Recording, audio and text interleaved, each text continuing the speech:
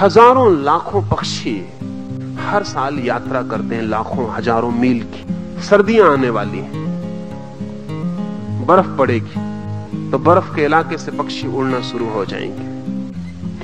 हजारों मील दूर किसी दूसरी जगह वो पड़ाव डालेंगे, वहां तक पहुंचने में भी उन्हें 2 महीने लगेंगे, महीना भर लगेगा।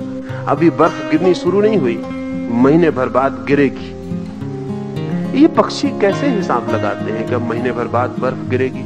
क्योंकि अभी हमारी मौसम को बताने वाली जो वेधशालाएं हैं वो भी पक्की खबर नहीं दे पाती। मैंने तो सुना है कि कुछ मौसम की खबर देने वाले लोग पहले ज्योतिषियों से पूछ जाते हैं सड़कों पर बैठे हुए कि आज क्या ख्याल है, पानी गिरेगा कि नहीं। आदमी ने अभी जो जो व्यवस्था की है वो बचकानी मालूम पड़ती है। ये पक्षी 1-1.5 महीने 2 महीने पहले पता करते हैं कि अब बर्फ कब गिरेगी।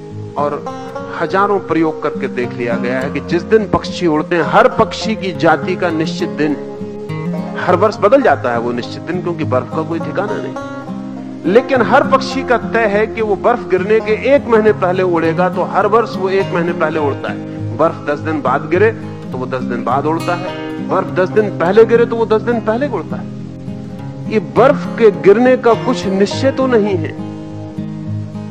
ये पक्षी कैसे उड़ जाते हैं महीने भर पहले पता लगा कि जापान में एक चिड़िया होती है जो भूकंप आने के 24 घंटे पहले गांव खाली कर देती। साधारण गांव की चिड़िया है, हर गांव में बहुत होती। भूकंप आने के 24 घंटे पहले चिड़िया खाली कर देती। अभी भी वैज्ञानिक 2 घंटे के पहले भूकंप का पता नहीं लगा पाते, और 2 घंटे पहले भी अनसर्टेनिटी होती है, पक्का नहीं होता, सिर्फ प्रोबेबिलिटी होती है, संभावना होती है कि भूकंप हो सकता है। लेकिन 24 घंटे पहले तो जापान में तो कोई भूकंप का फौरन पता चल जाता है। जिस गांव से चिड़िया उड़ जाती है उस गांव के लोग समझ जाते हैं कि भाग जाओ, 24 घंटे का वक्त है, वो चिड़िया हट गई, गांव में दिखाई नहीं पड़ती। इस चिड़िया को कैसे पता चलता होगा? वैज्ञानिक अभी 10 वर्षों में एक नई बात कह रहे हैं, और वो ये कि प्रत्येक प्राणी के पास कोई ऐसा अंतर इंद्रिय है जो जागतिक प्रभावों को अनुभव करती है। शायद मनुष्य के पास भी है, लेकिन मनुष्य ने अपनी बुद्धिमानी में उसे खोया है। मनुष्य अकेला प्राणी है जगत पर जिसके पास बहुत सी चीजें हैं जो उसने बुद्धिमानी में खो दी, और बहुत सी चीजें जो उसके पास नहीं थी उसने बुद्धिमानी में उनको पैदा करके खतरा मोल ले लिया है। जो है उसे खो दिया है, जो नहीं है उसे बना लिया है। लेकिन छोटे से छोटे प्राणी के पास भी कुछ संवेदना के अंतर स्रोत हैं, और अब इसके लिए वैज्ञानिक आधार मिलने शुरू हो गए हैं कि अंतर स्रोत हैं। ये अंतर स्रोत इस बात की खबर लाते हैं कि इस पृथ्वी पर जो जीवन है वो आइसोलेटेड नहीं है, वो सारे ब्रह्मांड से संयुक्त, और कहीं भी कुछ घटना घटती है तो उसके परिणाम यहां होने शुरू हो जाते हैं। जैसा मैं आपसे कह रहा था पेरिसेलस का, आधुनिक चिकित्सक भी इस नतीजे पर पहुंच रहे हैं कि जब भी सूर्य पर अनेक बार धब्बे प्रकट होते हैं, ऐसे भी सूर्य पर कुछ धब्बे, डॉट्स, स्पॉट्स होते हैं। कभी वो बढ़ जाते हैं, कभी वो कम हो जाते हैं। जब सूर्य पर स्पॉट्स बढ़ जाते हैं तो जमीन पे बीमारियां बढ़ जाती हैं, और जब सूर्य पे स्पॉट्स कम हो जाते हैं जमीन पे बीमारियां कम हो जाती हैं। और जमीन से हम बीमारियां कभी ना मिटा सकेंगे जब तक सूर्य के स्पॉट्स कायम है। हर 11 वर्ष में सूरज पर भारी उत्पात होता है,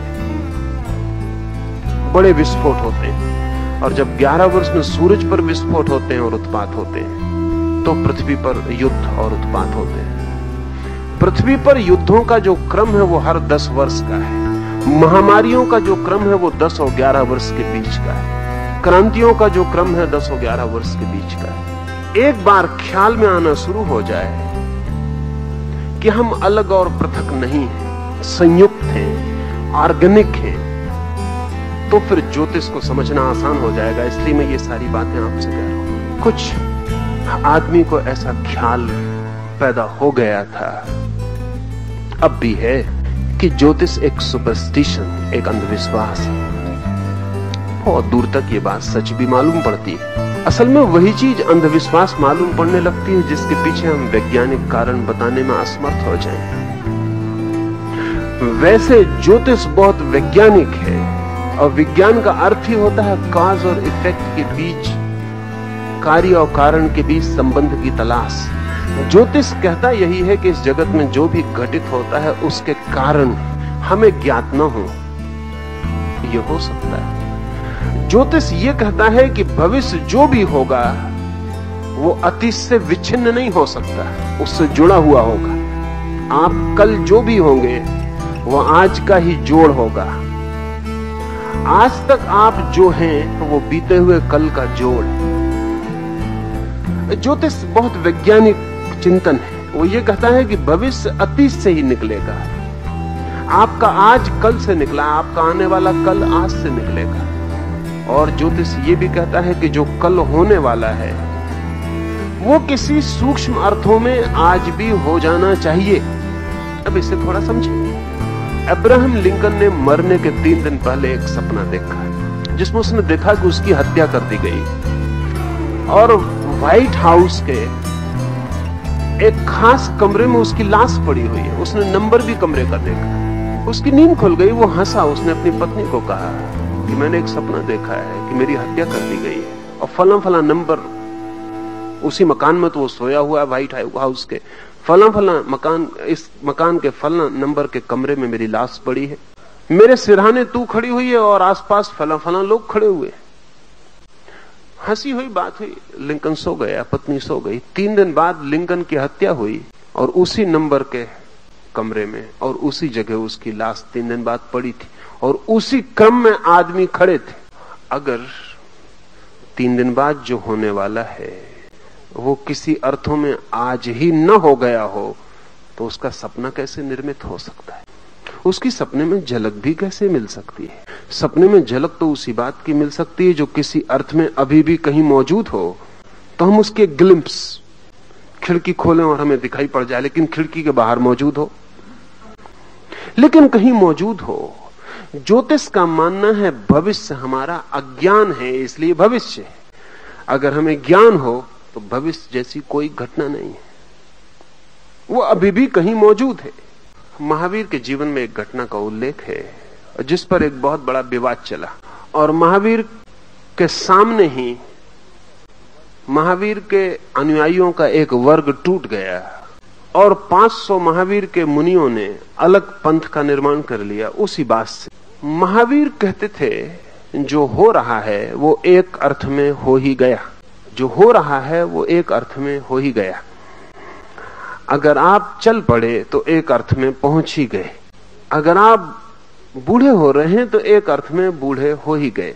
महावीर कहते थे जो हो रहा है, जो क्रियमाण है, वो हो ही गया। महावीर का एक शिष्य वर्षा काल में महावीर से दूर था, बीमार था। उसने अपने एक शिष्य को कहा कि मेरे लिए चटाई बिछा दो। उसने चटाई बिछानी शुरू की। मुड़ी हुई गोल लपटी हुई चटाई को उसने थोड़ा सा खोला। तब महावीर को शिष्य को ख्याल आया कि ठहरो, महावीर कहते हैं जो हो रहा है वो हो ही गया, तू आधे में रुक जा। चटाई खुल तो रही है लेकिन खुल नहीं गई, रुक जा। उसे अचानक ख्याल हुआ कि तो महावीर बड़ी गलत बात कहते। चटाई आधी खुली है लेकिन खुल कहां गई? उसने चटाई वहीं रोक दी। वो लौट के वर्षा काल के बाद महावीर के पास आया और उसने कहा कि आप गलत कहते हैं कि जो हो रहा है वो हो ही गया, क्योंकि चटाई अभी भी आधी खुली रखी, खुल रही थी लेकिन खुल नहीं गई। तो मैं आपकी बात गलत सिद्ध करने आया हूं। महावीर ने उससे जो कहा वो नहीं समझ पाया होगा क्योंकि वो बहुत बाल बुद्धि का रहा होगा, अन्यथा ऐसी बात लेके नहीं आता है। महावीर ने कहा तूने रोका, रोक ही रहा था और रुक ही गया। वो जो चटाई तू रोका, रोक रहा था, रुक गया। तूने सिर्फ चटाई रुकते देखी, एक और क्रिया भी साथ चल रही थी, वो हो गई। और फिर कब तक तेरी चटाई रुकी रहेगी? खुलनी शुरू हो गई है, खुल ही जाएगी। तू लौट के जा। वो जब लौट के गया तो देखा एक आदमी खोल के उस पर लेटा हो, खोल विश्राम कर रहा था। इस आदमी ने सब गड़बड़ कर दिया, पूरा सिद्धांत ही खराब कर दिया। महावीर जब ये कहते थे कि जो हो रहा है वो हो ही गया, तो वो ये कहते थे जो हो रहा है वो तो वर्तमान है, जो हो ही गया वो भविष्य। कली खिल रही है, खिल ही गई, खिल ही जाएगी, वो फूल तो भविष्य में बनेगी, अभी तो खिली रही है, अभी तो कली ही है, लेकिन जब खिली रही है तो खिल जाएगी। उसका खिल जाना भी कहीं घटित हो गया। अब इसे हम जरा और तरह से देखें, थोड़ा कठिन पड़ेगा। हम सदा अतीत से देखते हैं, कली खिल रही है। हमारा जो चिंतन है आम तौर से वो पास्ट ओरिएंटेड है, वो अतीत से बंधा है।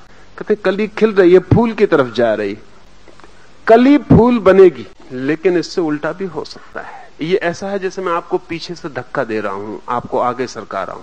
ऐसा भी हो सकता है कोई आपको आगे से खींच रहा है। गति दोनों तरह हो सकती है। मैं आपको पीछे से धक्का दे रहा हूं, आप आगे जा रहे हैं। ऐसा भी हो सकता है कोई आपको आगे से खींच रहा है, पीछे से कोई धक्का नहीं दे रहा और आप आगे जा रहे हैं। ज्योतिष का मानना है कि ये अधूरी दृष्टि है कि अतीत धक्का दे रहा है और भविष्य हो रहा है। पूरी दृष्टि यह है कि अतीत धक्का दे रहा है और भविष्य खींच रहा है।